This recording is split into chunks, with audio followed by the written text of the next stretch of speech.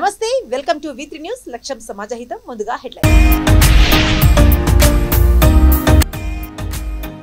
AP కార్మిక శాఖ మంత్రి గుమ్మనూరు జయరాంకు చేదు అనుభవం. రోడ్లు, డ్రైనేజీ, తాగునీటి సమస్యపై ప్రశ్నించిన ప్రజలు.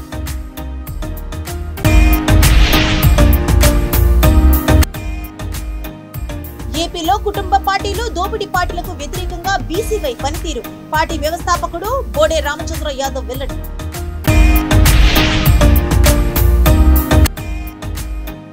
వెంకటగిరిలో టీడీపీ నేతల నిరాహార దీక్ష భగ్నం. కార్యకర్తలు, పోలీసులకు మధ్య తోపులాట. నేతల అరెస్ట్.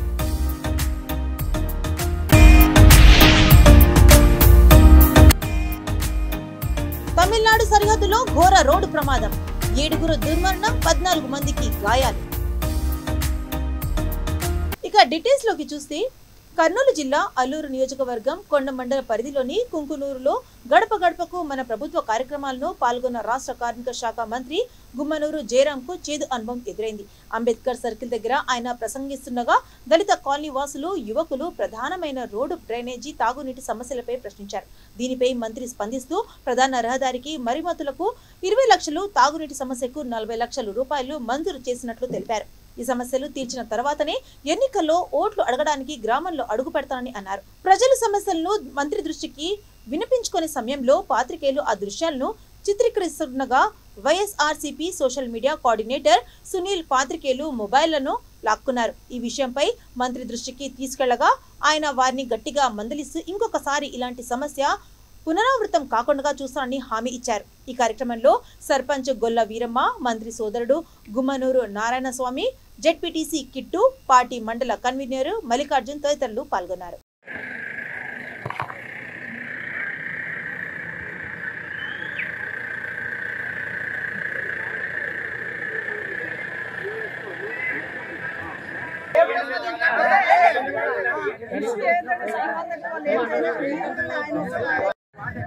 మనవాడు అంటే నేను అడిగితే తన్నిస్తాను అనుకున్నాడు. అంటే ఈ ఎలక్షన్ ముందు వస్తున్నాయంటే వీళ్ళకి గుర్తు ఎస్సీ కానీ బీసీ కానీ వాళ్ళందరూ 20 లక్షలు రోడ్ అది 20 లక్షలు పెట్టి రోడ్ ఇచ్చామంటున్నారు. అది 20 లక్షలు రోడ్ ఎక్కడి నుంచి 8 మీటర్లు ఉందో కొలుచుకొని దానికి ఎస్టిమేట్ అయితే చెప్పండి. 20 లక్షలు ఊరికి పంపించారు కదా గ్రామానికి. ఎక్కడైనా ఆయన రోడ్డుకే జరిగినా లేదా ఇక్కడున్న వైసీపీ వాళ్ళు ఏమైనా తీసుకున్నారా? సమాధానం చెప్పాలి. గ్రామ ప్రజలు మేము అడుగుతున్నాం, మాకు సమాధానం చెప్పాలి. ఆయన ఈడమైనా ఊరి కాలంలో మేము ఎట్లుంటామో రాత్రి మాకు తెలుసు. అడిగిన వాళ్ళని జీప్ లో ఎక్కిస్తున్నారు. వాళ్ళని జీప్ లో ఏంట్రా ఫస్ట్ అడిగిన వాళ్ళని వాళ్ళని జీప్ లో ఏంట్రా అంటున్నారు. సార్ వాళ్ళ డ్యూటీ ఏమో అదే, వాళ్ళ డ్యూటీ వాళ్ళు చేస్తారు. కానీ అడిగేటోడు తప్ప ఇప్పుడు అడిగిన తొడగొడి చెప్పినాడు. మరి ఇప్పుడు ఆ వాగ్దానం ఏమా? సరే ఇప్పుడు కూడా ప్రభుత్వం అయిపోలేదు కదా, ఇంకా ఉంది కదా. మరి ఓట్లకు వచ్చి అడగండి. ఇప్పుడు శాఖలు అయింది, శాంక్షన్ చేసినాము అంటున్నారు. అది ఎలక్షన్ లోపల అయిపోతే బాగుంటది. మరి కాకపోతే రేపు ఓట్లకు వచ్చి అడుగుతారు కదా, మరి అప్పుడు కూడా అడుగుతాం. మరి గీతమ్మ, ఇప్పుడు మీ ఊరికి సచివాలయానికి 20 లక్షల రూపాయలు వచ్చింది.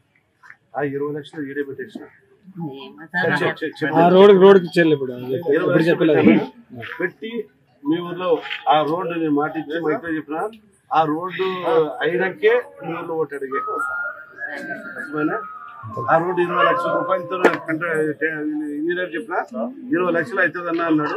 ఆ రోడ్డు మెయిన్ రోడ్డు అది కదా ముందులో వచ్చేది, నేను వచ్చినాను. అదే అందరూ అడిగి వాడెవడో రవి బీజేపీ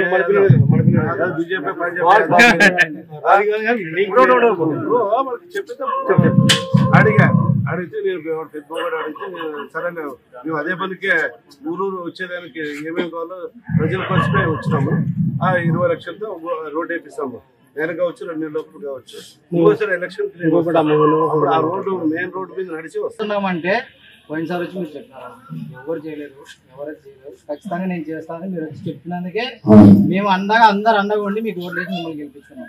గెలిపించుకొని భారీ మెజారిటీతో గెలిపించుకున్నాం. టీతో కాదు, ఎమ్మెల్యే మీరు అప్పుడు ఎమ్మెల్యే నాకు గవర్నమెంట్ లేదు, అప్పుడు ప్రభుత్వం లేదు, నాకు నేనేం చేయడానికి కూడా కొంచెం వీలు కాదు అన్నారు. రైట్ ఒప్పుకున్నా. ఇప్పుడు మీరు అన్ని ఎమ్మెల్యే అయినారు, మంత్రి అయినారు, అన్ని అయినారు కదా. మరి ఇప్పుడు దాకా ఏం చేయలేదు అన్న మాకు. ఇప్పుడు కూడా చేస్తామంటే సంతోషం. ఇప్పటికైనా కూడా మా కాలంలో వాటర్ ఉంది. ఏపీలో కుటుంబ పార్టీలు దోపిడీ పార్టీలకు వ్యతిరేకంగా బీసీవై పార్టీ పనిచేస్తోందని పార్టీ వ్యవస్థాపకుడు బోడే రామచంద్ర యాదవ్ తెలిపారు. చిత్తూరు జిల్లా కాణిపాకం వరసిద్ధి వినాయక స్వామి వారిని దర్శించుకున్న అనంతరం మీడియాతో ఆయన మాట్లాడారు. చిత్తూరు జిల్లాలో సీనియర్ నాయకుడు మాజీ ఎమ్మెల్యే సీకే బాబు ఆహ్వానం మేరకు ఆయనను కలిశానని, ఆయనతో పాటు ఆయన కుటుంబ సభ్యులంతా తమ పార్టీతో కలిసి పనిచేస్తారని ఆశిస్తున్నారని అన్నారు. రాష్ట్రంలో అన్ని వర్గాల ప్రజలు ఏదైతే కోరుకుంటున్నారో ఆ మార్పును తీసుకురావడమే తన లక్ష్యమని అన్నారు. రానున్న ఎన్నికలలో టీడీపీ, వైసీపీ కంటే తమ పార్టీ బలపడి కీలకంగా మారుతుందని తెలిపారు. రాష్ట్రంలో ప్రజా వ్యతిరేక కార్యక్రమాలపై పోరాటం చేస్తామని స్పష్టం చేశారు. ప్రముఖ పుణ్యక్షేత్రం స్వయంభూ శ్రీ కాణిపాక వరసిద్ధి వినాయక స్వామి దర్శనానికి విచ్చేసి స్వామివారి దర్శనం చేసుకోవడం జరిగింది. ఆ స్వామివారి ఆశీస్సులతో ఈ రాష్ట్రంలో ప్రజలందరూ సుభిక్షంగా ఉండాలని, రైతులు, మహిళలు, యువత అందరికీ మంచి జరగాలని మనస్ఫూర్తిగా కోరుకుంటూ ఈ రాష్ట్రంలో అన్ని రకాలుగా అన్ని వర్గాల ప్రజలకు స్వామివారి ఆశీస్సులు ఉండాలని మనస్ఫూర్తిగా కోరుకుంటున్నాను. సార్, మీరు పార్టీ పెట్టారు కదా, పార్టీలో ఇప్పుడు 150 సీట్లు పోటీ చేస్తారు. పార్టీకి సంబంధించి క్షేత్రంలో మాట్లాడటం, రాజకీయాలు మాట్లాడటం నాకు ఇష్టం లేదు. తప్పకుండా ఇంకో సందర్భంలో మాట్లాడతాం.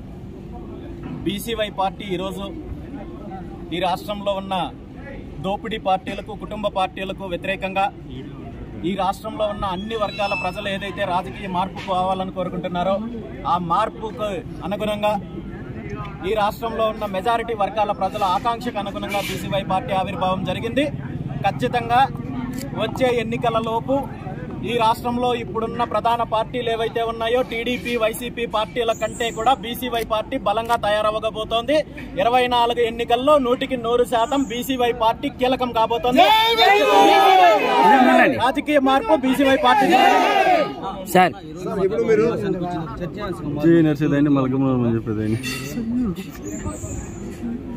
చిత్తూరు జిల్లాలో సీనియర్ నాయకులు సీకే బాబు గారి ఆహ్వానం మేరకు వాళ్ళ ఇంటికి రావడం జరిగింది. రాబోయే రోజుల్లో ఖచ్చితంగా ఆయన కుటుంబ సభ్యులందరూ కూడా బీసీవై పార్టీతో కలిసి పనిచేస్తారని ఆశిస్తారు. సార్, మీరు ఏ పార్టీ అయితే పొత్తు పెట్టుకోవాలో పోటీ చేస్తారా? వేరే పార్టీతో పొత్తు పెట్టుకోవాలి? ప్రజెంట్ అయితే పొత్తుల గురించి ఏమీ ఆలోచించడం లేదు. రాష్ట్రంలో అన్ని నియోజకవర్గాల్లో, అన్ని జిల్లాలో పార్టీని బలోపేతం చేయడము, పార్టీని ప్రజల్లోకి తీసుకెళ్లడము, పార్టీ మేనిఫెస్టోని, పార్టీ జెండాని ప్రజల్లోకి తీసుకెళ్లడమే మా ముందున్న లక్ష్యం. పొత్తుల గురించి అయితే నేను ఎటువంటి విషయాలు మాట్లాడదలుచుకోలేదు, ఆ విషయం ఆలోచించలేదు. చంద్రబాబు నాయుడు అరెస్ట్ కూడా మీరు మద్దతు ఇస్తున్నారు, కానీ ఆ పార్టీ నుంచి మీకు ఎలాంటి సహాయ పత్రాలు అందించలేదు. అందువల్ల మీరు పార్టీ నుంచి పార్టీ పెట్టారని రాష్ట్రంలో రాష్ట్ర ప్రభుత్వం చేస్తున్న ప్రజా వ్యతిరేక విధానాల మీద 100% బీసీవై పార్టీ పోరాటం చేస్తుంది. అది మా పార్టీకి సంబంధించిన విషయమైనా, ఇంకొక పార్టీకి సంబంధించిన విషయమైనా, ఎక్కడ తప్పు జరిగినా, ప్రభుత్వం ఏమి తప్పు చేసినా ఎత్తి చూపించి దాని మీద పోరాటం చేసేది కేవలం బీసీవై పార్టీ మాత్రమే. అది ఏ పార్టీతో అనేది సంబంధం లేదు. ఎక్కడ అన్యాయం జరిగితే అక్కడ, ఎక్కడ వేధింపులకు గురైతే అక్కడ బీసీవై పార్టీ పోరాటం చేస్తుంది. తెలుగుదేశం పార్టీ అయినా, ఇంకొక పార్టీ అయినా, ఎక్కడైనా సరే ఇది రాష్ట్ర ప్రభుత్వం చేస్తున్న అన్యాయాల మీద పోరాటం చేయడానికి బీసీవై పార్టీ సిద్ధంగా ఉంది. టీడీపీ అధినేత చంద్రబాబు నాయుడు అక్రమ అరెస్టుకు నిరసనగా తిరుపతి జిల్లా వెంకటగిరిలో పార్టీ నేతల పాత ఎంఆర్ఓ ఆఫీస్ సెంటర్లో సామూహిక నిరాహార దీక్ష చేపట్టారు. ఈ సందర్భంగా నిరాహార దీక్ష చేస్తున్న కార్యకర్తలకు పోలీసులకు మధ్య తోపులాట జరిగింది. దీంతో పరిస్థితి ఉద్రిక్తంగా మారింది. టీడీపీ నేతలను పోలీస్ స్టేషన్ కు తరలించారు. నిరాహార దీక్షకు ఏర్పాటు చేసిన టెంట్ ను బలవంతంగా లాగిపారేశారు. పోలీసులు చంద్రబాబును వెంటనే విడుదల చేయాలని టీడీపీ శ్రేణులు డిమాండ్ చేశారు.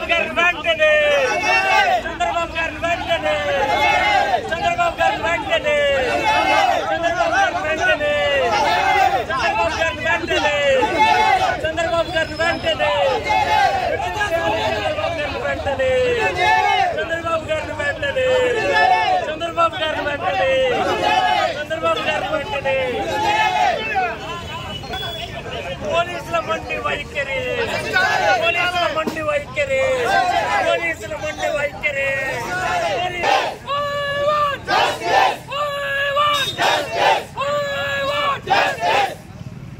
ప్రజాస్వామ్యాన్ని వెంటనే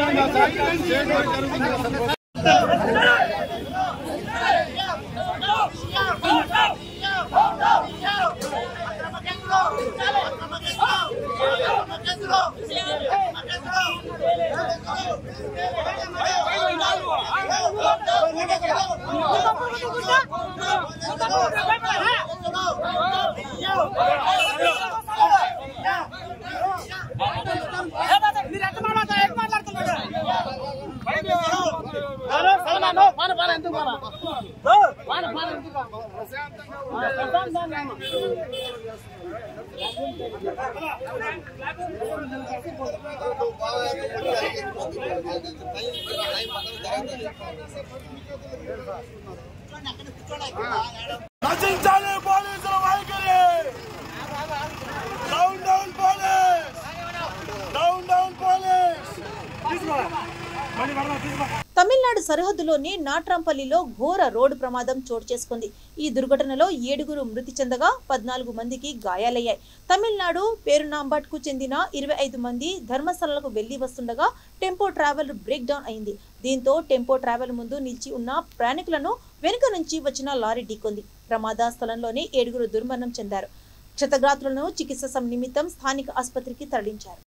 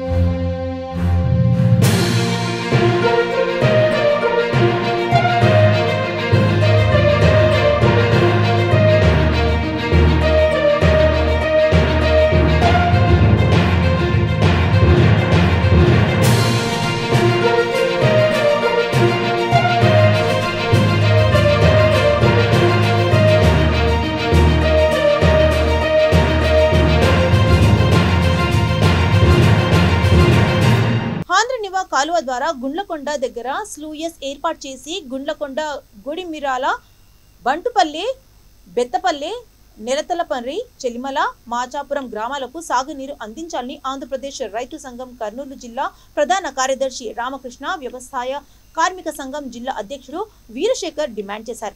మండలంలోని అన్ని చెరువులను నీరు అందించాలని కోరుతూ పి కోటకొండ నుండి దేవకొండ తహసీల్దార్ కార్యాలయానికి పాదయాత్ర నిర్వహించారు. అనంతరం వారు మాట్లాడుతూ దేవన్నకొండ మండలాన్ని కరువు ప్రాంతంగా ప్రకటించాలని డిమాండ్ చేశారు.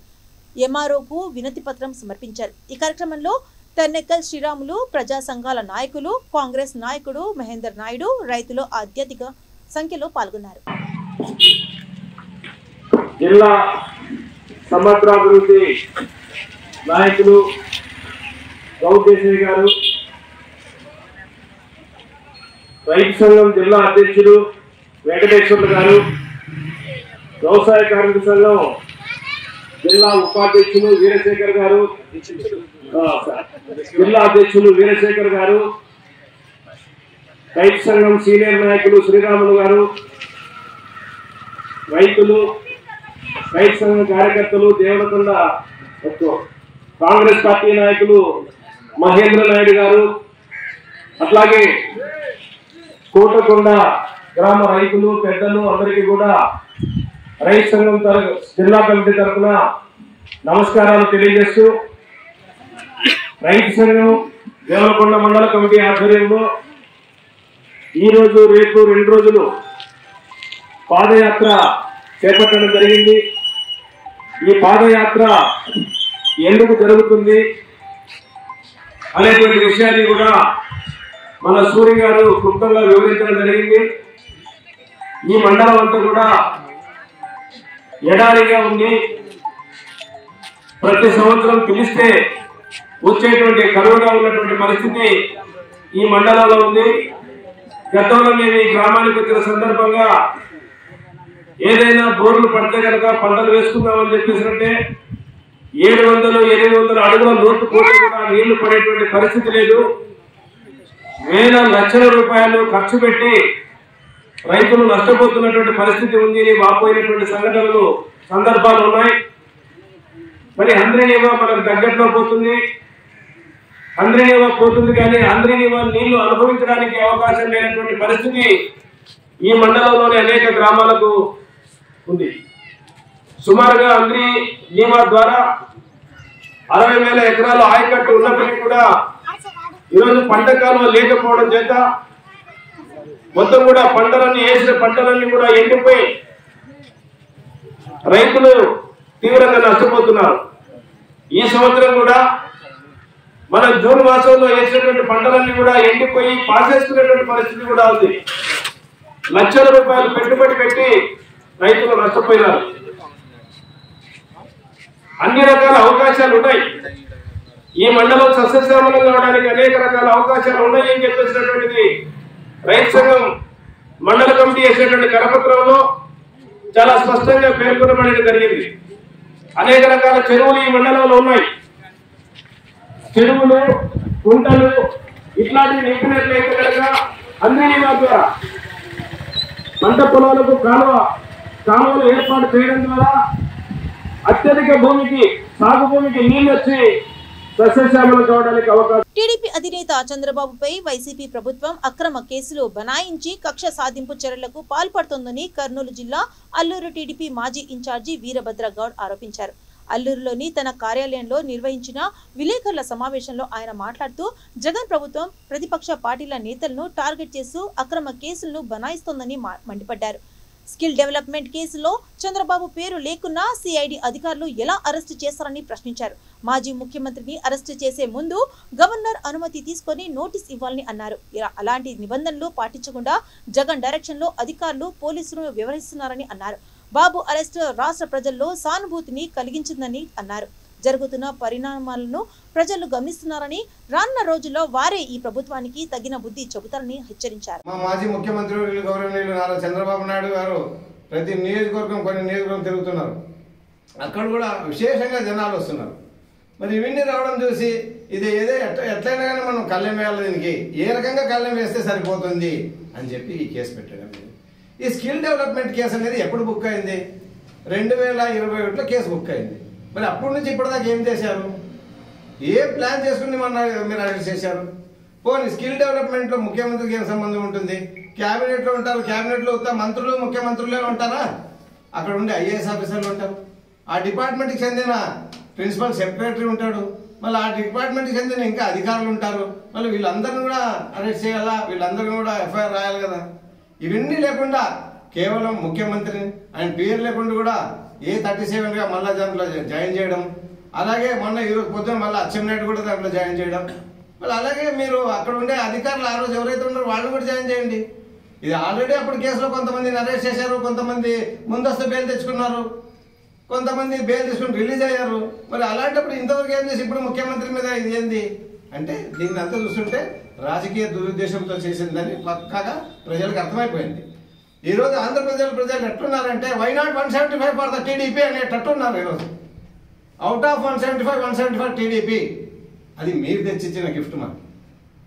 ఎందుకంటే ఏదో సజావుగా పోతుంది. ఇప్పుడు ప్రతిసారి ముఖ్యమంత్రులు మారుతుంటారు. నిన్న జరిగిన సంఘటన తెలుగుదేశం పార్టీ జాతీయ అధ్యక్షుడు నారా చంద్రబాబు నాయుడు గారిని మన నంద్యాలలో ఉండగా రాత్రి 2 గంటలకు వచ్చి హెరాస్మెంట్ చేసి ఉదయం 6 గంటలకే అరెస్ట్ చేసి తీసుకెళ్లారు. మరి అరెస్ట్ చేసే విధానం ఎట్లుందంటే ఒక నోటీసు లేదు, కొన్ని ఒక ఎఫ్ఐఆర్లో పేరు లేదు, ఇవన్నీ లేకుండా తీసుకెళ్లారు. సరే తీసుకెళ్లారు, మరి జీరో ట్రాఫిక్ అని తీసుకెళ్ళేవాళ్ళు దాదాపు నంద్యాల నుంచి 3-3:30 గంటల లోపల సిట్ ఆఫీస్ చేరుకోవాలి. అటువంటిది మళ్ళీ సాయంత్రం 5 గంటలకు చేరుకోవడం జరిగింది. చేరుకున్నాం కూడా అక్కడ నానా విధాలుగా ఇబ్బంది పెట్టి మన క్వశ్చన్ అడగడం జరిగింది. ముఖ్యంగా ఇవన్నీ చూస్తుంటే రాజకీయ కక్ష తప్ప వేరే ఏం లేదనుకుంటాం దీంట్లో. ఎందుకంటే ఒకరిని అరెస్ట్ చేసేటప్పుడు నోటీస్ ఇష్యూ చేయాలి. ఆ నోటీస్ ఎలా ఉండాలి? ఇప్పుడు 409 కేసు పెట్టారు. దాన్ని కేసు పెట్టి అంటే అది ఆర్థిక నేరగాళ్ళుగా కేసు పెట్టినారు, అవినీతి, ఆర్థిక అవినీతి. ఆ కేసు పెట్టేటప్పుడు ఒక ముఖ్యమంత్రి, మాజీ ముఖ్యమంత్రి, అలాగే మంత్రులు పనిచేసిన 45 ఏళ్ళు సుదీర్ఘ రాజకీయ అనుభవం ఉన్న వ్యక్తిని అరెస్ట్ చేసేటప్పుడు మీరు ముందుగా గవర్నర్ నుంచి పర్మిషన్ కూడా తీసుకోవాల్సింది ఉంది. చిత్తూరు జిల్లా కుప్పం పల్వనేరు జాతీయ రహదారిపై రోడ్డు ప్రమాదం చోటు చేసుకుంది. షెట్టిపల్లి సమీపంలో ద్విచక్ర వాహనాన్ని లారీ ఢీకొంది. టీడీపీ నేత త్రిలోక్ లోకేష్ కు తీవ్ర గాయాలయ్యాయి. త్రిలోక్ పరిస్థితి విషమంగా ఉన్నట్లు సమాచారం. వారిని చికిత్స నిమిత్తం ఇద్దరిని PES ఆసుపత్రికి తరలించారు. ఆసుపత్రికి టీడీపీ శ్రేణులు భారీగా చేరుకున్నారు.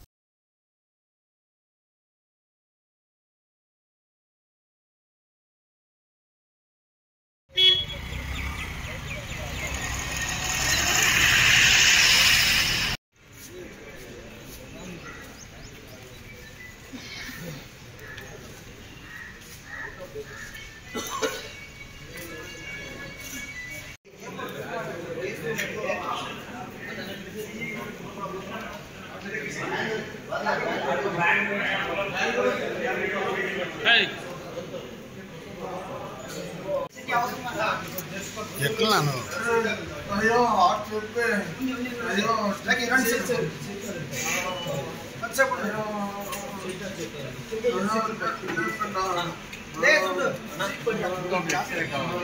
తిరుపతి మహాది కళాక్షేత్రంలో తిరుమల తిరుపతి దేవస్థానం సౌజన్యంతో 3 రోజులుగా జరుగుతున్న రాయలసీమ రంగస్థలి తిరుపతి శ్రీకృష్ణదేవరాయ కళా దర్బార్ 33వ జాతీయ స్థాయి సంగీత సాహిత్య నృత్య కళా ఉత్సవాలు ముగిశాయి.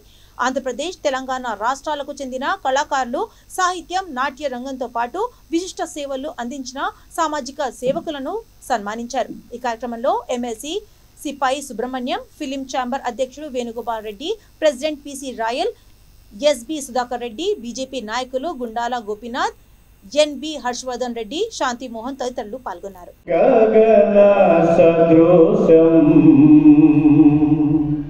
మేఘవర్ణం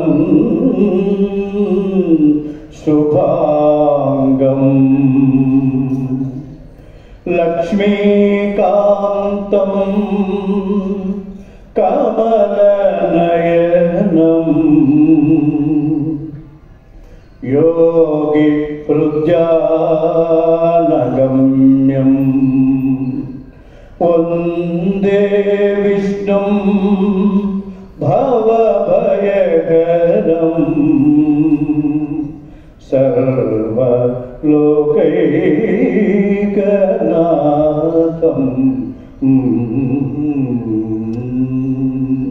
పురస్కారాన్ని అందజేస్తూ ఉన్నాం. ఒక్కసారి మీరు అంతా క్లాప్ కొట్టారు.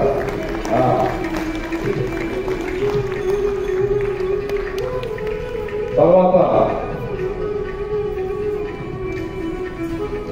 పత్రికా రంగంలో జర్నలిస్ట్ గా ఒక మంచి అవకాశాన్ని ఏర్పరచుకొని స్మార్ట్ సిటీ స్మార్ట్ తిరుపతి అనే పేరుతో పత్రికను పనిచేస్తూ నిగూఢమైనటువంటి ఎన్నో విశేషాలను ప్రజలకు అందజేస్తున్నటువంటి యువ జర్నలిస్ట్ మా ఆర్ సంవత్సరానికి ఈరోజు సేవారత్న పురస్కారాలు చేస్తున్నాం.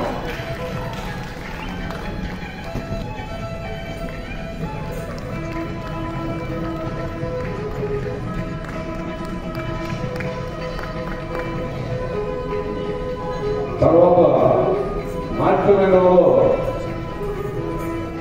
మన వరకు ఒక ప్రత్యేక చరిత్ర ఎంతలో చిన్నారులతో విద్య నేర్చుకున్నటువంటి ధనశ్రీ శ్రీనివాస్ భరతనాట్యం తిరుపతిలో దాదాపు 200 మంది పిల్లలకు నేర్పుతూ ఉంటారు. ఇప్పుడు వాళ్ళ శిష్యులనే చిరంజీవి శ్రీ హరిశ్రీనిక యువత బాబుతో చిరంజీవికి గోల్డ్ మెడల్ నాట్య తరగని అవార్డును అందజేస్తున్నాం.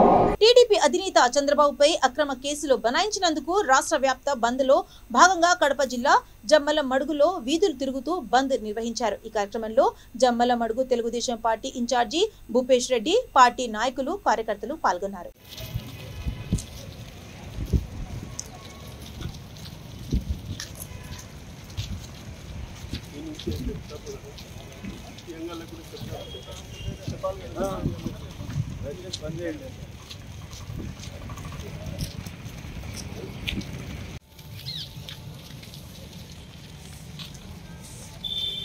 ఇక్కడ కదా ఇక్కడ ఆయన లేదా ఇక్కడ కదా ఇక్కడ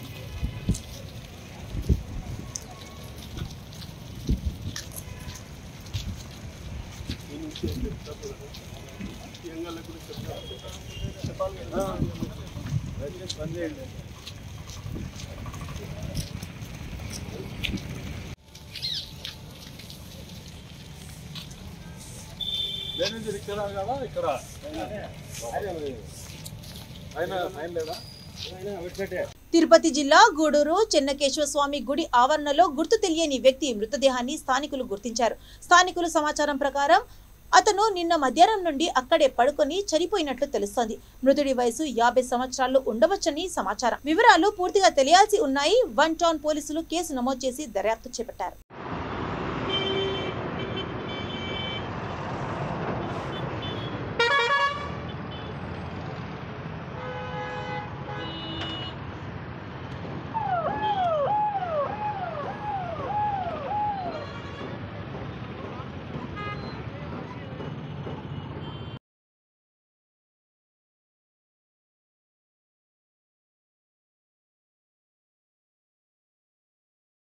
బులెటిన్స్ ముగించే ముందు హెడ్లైన్స్ మరోసారి.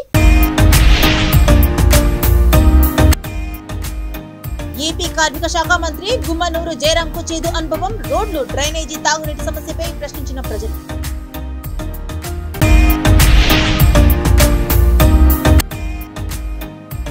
ఏపీలో కుటుంబ పార్టీలు, దోపిడీ పార్టీలకు వ్యతిరేకంగా బీసీవై పనితీరు. పార్టీ వ్యవస్థాపకుడు బోడే రామచంద్ర యాదవ్ వెల్లడి.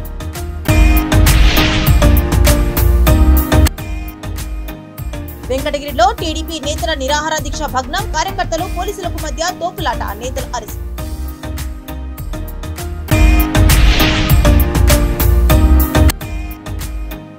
తమిళనాడు సరిహద్దులో ఘోర రోడ్డు ప్రమాదం. 7 దుర్మరణం, 14 మందికి గాయాలు. ఇవి ఇప్పటివరకున్న అప్డేట్స్. మరిన్ని అప్డేట్స్ కోసం చూస్తున్నానండి. విత్ న్యూస్ లక్ష్యం సమాజహిత.